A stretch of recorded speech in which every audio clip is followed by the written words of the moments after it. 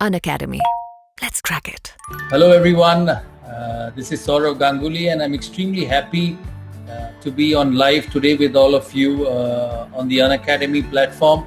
I know you've had some big names over the last couple of chats in terms of Virat Kohli and Mr. Sunil Gavaskar on your platform, and I consider extremely fortunate to be on this platform with you.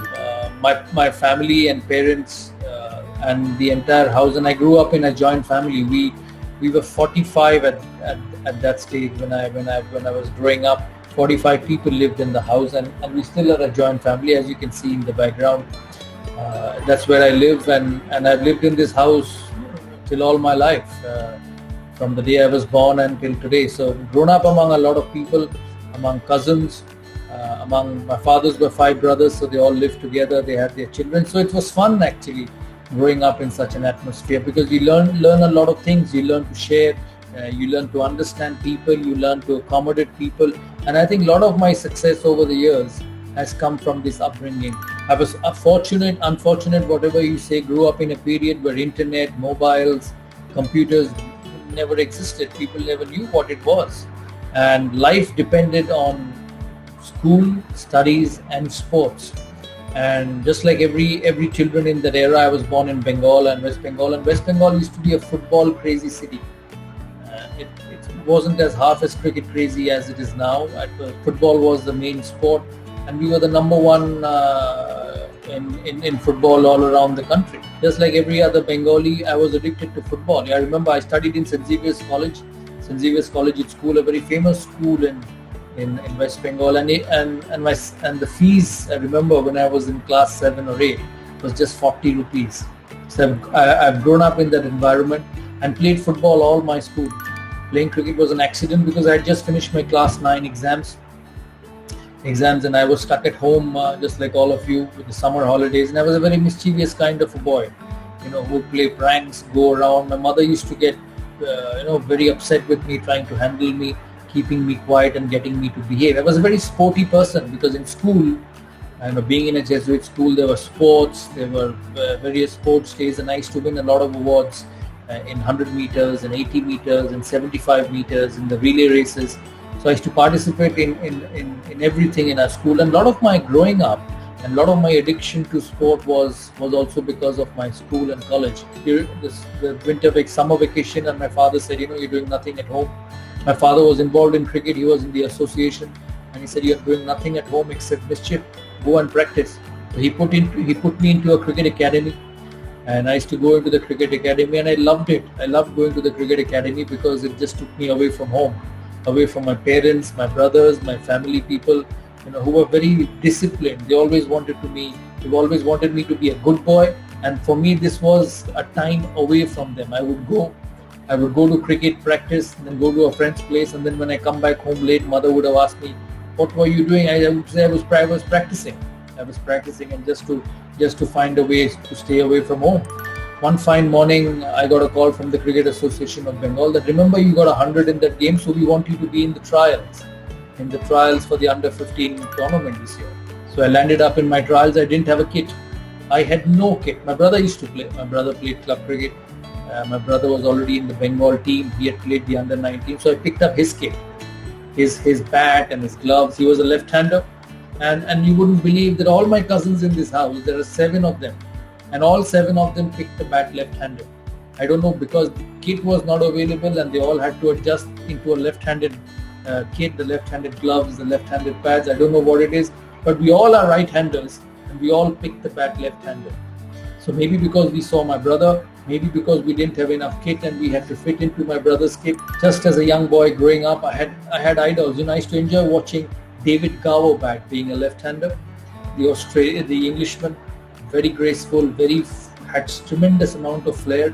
So I enjoyed watching him. But if you say the idols was Kapil Dev, Sunil Gavaskar at that stage, we looked up to them because you were 10, 11 years of age at that stage, and these great players were taking Indian cricket hugely forward. Kapil Dev, Gavaskar, Mohinder Ramanath, and then you never expected that 7 years, 8 years down the line you will be sharing the dressing room with them, spending time with them, and you become a cricketer yourself. So those were fantastic memories. So my luck with debuts have been good to all of you watching. Under 15, that game I got 100. My first debut in a Dilip Trophy game was 100.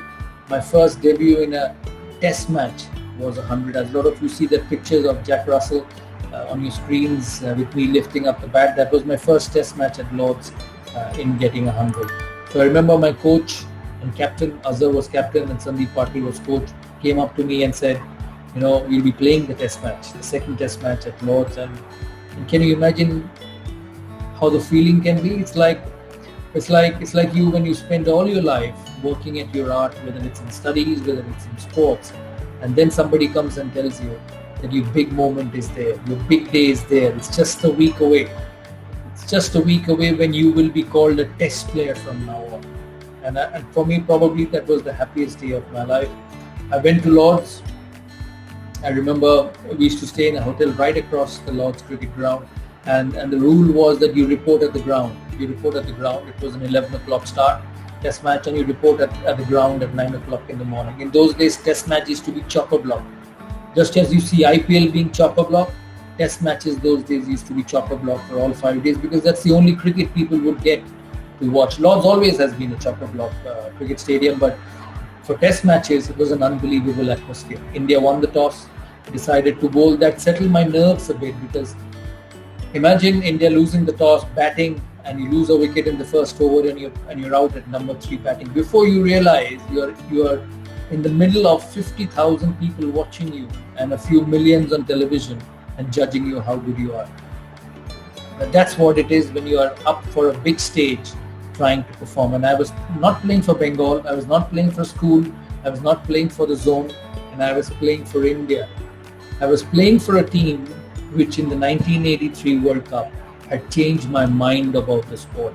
As you sit back and think that you were playing in a team which were played by the greats of the Kapil Dev, the Gavaskars, the Mohinder Ramanaths, the Dilip Vengsakars, and now all your life you watched a Gavaskar, Vengsakar bat at number 3 for India, and now you are in that position with a cricket bat facing the fastest bowlers in the world and up at number 3 for India. So that's a remarkable moment in life. God was kind. I went on to get a test match 100. A test match 100 at that venue.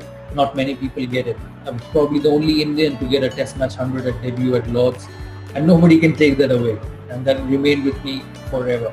Winning that game in Lord's, taking that shirt off, although I wouldn't do it again, but I think that will remain in Indian cricket history for a long period of time. And it was just, if you remember 3 or 4 months ago, we lost the last game against England at the Wankhede Stadium when we were up in the series 3-2, and the series was leveled at 3-3, and I saw Flintoff running around the Wankhede Stadium with his shirt on. So it was my opportunity. See a football background, in a football field there's one tackle and there's an immediate tackle coming after the same person 5 minutes later. So that football mindset, that football background allowed me to take my shirt off. When I became captain of India, for me the most important thing was respect for India, for the team. And that could only come by going away from India and winning away from home. We were always a great side in India. If you look at the records in the past, when some former captains were there, we would play on pitches which turned a bit in India. We had some great spinners from yesteryears, the likes of Bhagavat Chandrasekhar, Vishnu Singh Bedi, Yerapalli Prasanna, Venkat Raghavan. Then during my era, you had Anil Kumble and Harbhajan Singh. Now you see Ravichandran Ashwin, Ravindra Jadeja. India had always produced spinners over a long period of time, and that's the reason they were an unbeatable side on pitches which spun and which turned. And that's why we were a great side at home. Our record at home is unbelievable, and it will continue to remain unbelievable over a long period of time. But for me, the only difference I wanted to make was to get that respect away from home. And my shirt wavering in that day at Lord's was a demand to the world that respect is due. Respect Indian cricket, because here we are here to play hard, and we are here to win. Failures are the pillar to success. You must remember, in every failure there is an opportunity to create that into a success. And when I got dropped in 91, went away for 4-5 years, I used that period to come back as a better player, come back as a better person mentally, physically and emotionally. That success is for everybody. You just have to go and find it. So for me, the belief was to identify the right talent, and give them opportunities. Not let them go down and lose the way in their journey to achieve success. All of us have that fear of failure in our lives. And for me, as a captain, as a leader, I wanted to take the fear of failure away from every cricketer. All you had to worry was about the cricket ball coming out of the bowler's hand. Not worry about what the captain thought about you, not worry about what the media thinks about you, not worry about what your teammate thinks about you, not worry about what your friends think about you. It's you and the cricket ball and your success, way of success, your journey to performing well for the country. The leader has to be the most adaptable person in this group. And for that, man management skills have to be very, very good. You have to understand that person. You have to understand his skills and let him express his way. If you wanted a Yuvraj Singh to behave like a Rahul Dravid and still get the best out of him, you are wrong. And if you wanted a Rahul Dravid to behave like a Yuvraj Singh and still get the best out of him, you're living in a fool's paradise. Rahul was an exceptionally disciplined person. If you ask Rahul Dravid on a morning of a test match, Jam, we called him Jam because his father worked in the Kisan Jam factory. And we used to call him Jam, how do you prepare for a test match? He said, Sourav, I'll be up at 7:30, I'll be at the breakfast table, I'll eat this, I'll eat that, and as I get onto the bus, I'll pick an apple and go. And if you watch his entire discipline, you'll see he exactly does that. But then I had Yuvraj Singh as well, who was flamboyant, who had his flair, who had his weaknesses, but I knew at the back of my mind, he had the sheer class and quality to win cricket matches. So I did not expect him to behave like Rahul Dravid. I did not expect him to have the same discipline as Rahul Dravid. But I found my own way to get the best out of him. And as all of you go away from this discussion this evening, write it in your books that if I believe I can be successful, nobody in the world can make you not successful. Pressure is something which you must get used to. Because the more you receive it, the more you take pressure, the more you will get better.